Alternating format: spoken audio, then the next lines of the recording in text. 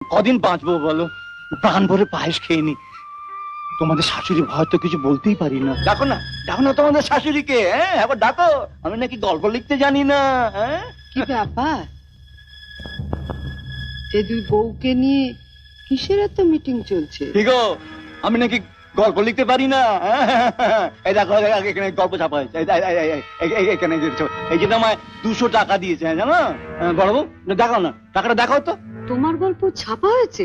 হবে না তো কি, এই তো ছাপা রয়েছে, 2 পাতা ভর্তি, এই তো রয়েছে। সেদিন তোকে লিখতে বললাম, তুই চুপি চুপি পালিয়ে গেলি। নিজের মেয়ে হয়ে তুই যেটা করলি না, পরের মেয়ে হয়ে ছোট বউ সেটা করলো। কোথায় তোমার গল্প ছাপা হয়েছে? এই তো এই তো দেখ না, এখানে 2 পাতা ছাপা হয়েছে। এই তো এইখানে দেখ দেখ, এই পাতা ছাপা আছে, এই পাতা। এই তো ছোট বউ তো ছাপিয়ে নিয়ে এসেছে, ওই তো সবকিছু করেছে।